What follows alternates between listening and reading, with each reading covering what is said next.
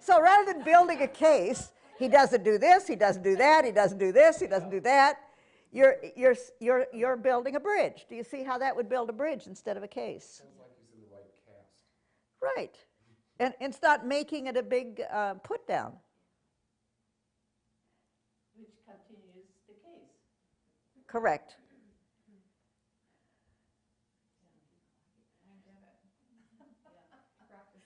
Practices at home. So if you could just pay attention to yourself, see where your cases lie, see what you do with them, because as you work on this yourself, you'll know how to work on your client. Right.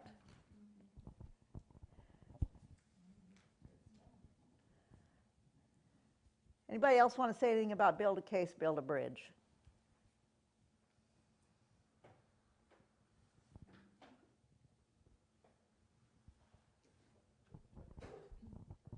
It seems to me like most of the couples that come in, they have already built cases.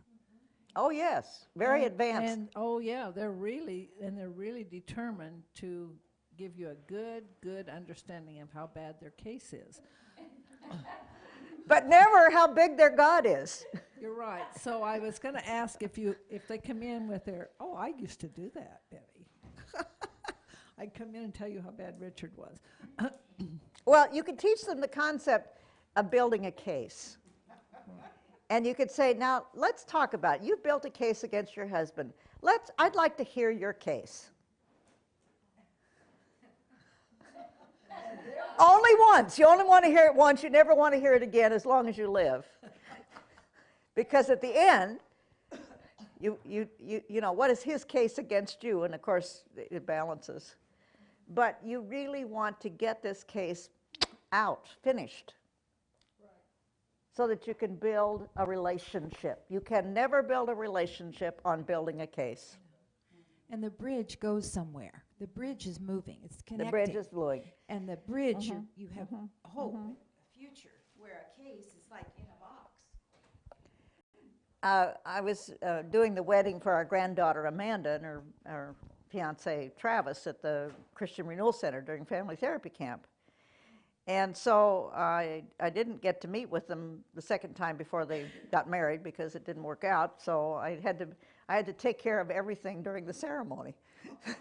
So you have to take care of the training when you get a chance to do it. So anyway, I often use 1 Corinthians 13 about love never comes to an end. And love never insists on its own way.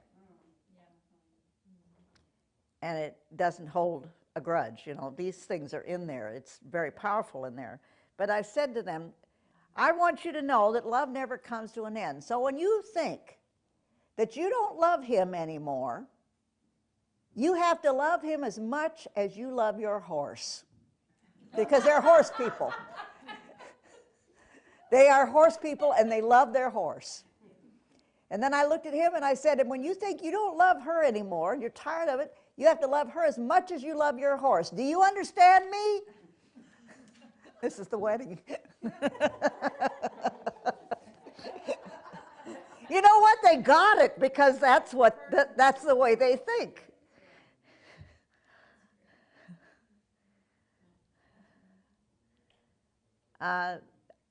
I think one of the things I'm always concerned about is here's a counselor and here's a client or friend or whoever or whatever, and our tendency is to be nice. When I'm nice, I am the worst counselor alive. So I've made a reputation of not being nice. Because being nice means I'm avoiding the confrontation needed. And when I say confrontation, it's a wonderful confrontation. It's an essential one. You know what? You may be the lousiest director we have in the system, but you're not too bad. I kind of like you. Well, that gets the point across, you know. So you don't avoid by being nice. Well, you're a nice guy, and I really know how hard you're trying. And you see what I'm saying? You're always trying to make people feel better. Betty, can I say something? You want Just- to make them better. Skip feel. Yeah, You get want the to make feel, them yeah. better. Well, just like what Jenny did, those people may have come in one time. And they got She everything would they have needed. confronted them. They might have left and thought it's not worth it. You know, if she would have just let them argue and you know, sometimes a counselor can look helpless if you're really overwhelmed. But I don't know, some way along the way I just got it. You may have this one chance with this client. So God help me, whatever I can do tonight to instill some hope in them and conviction. And because you may not have, nobody may not have another chance. The man that I said, you know, you're just totally selfish. I just said, you know, you're just the most selfish person I almost have ever met.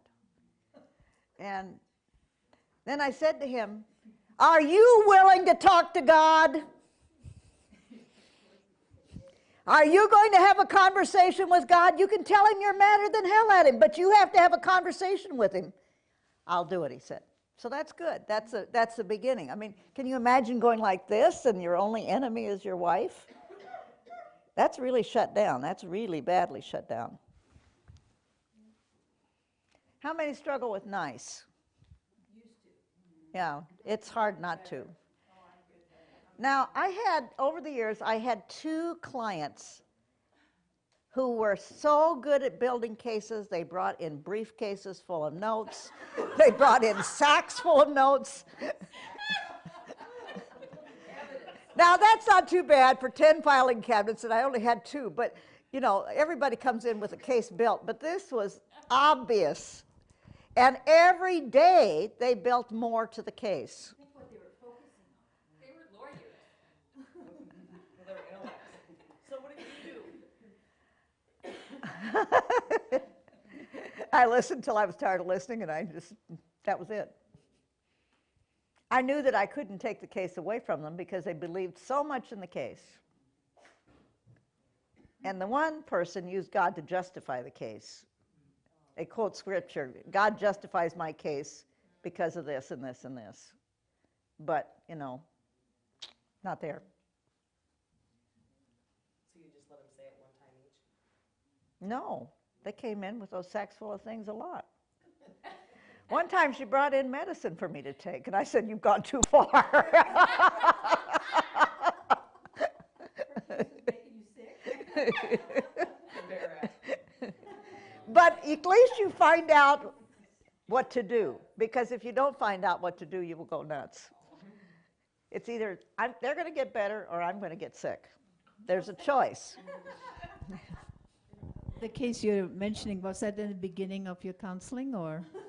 Well, she saw me for a number of years, but yeah, towards early, and then, you know, just unable to shut up long enough to have any input whatsoever.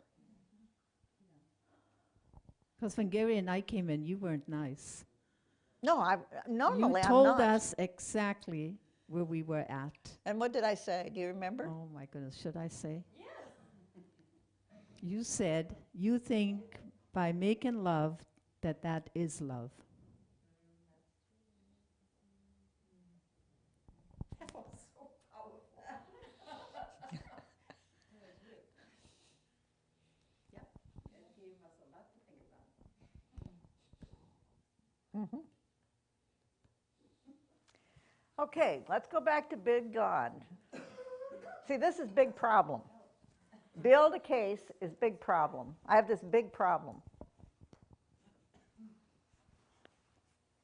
I'll give you an example of big problem. I spent 20 years trying to decide how I could communicate successfully one sentence directly to my husband without the defense mechanisms.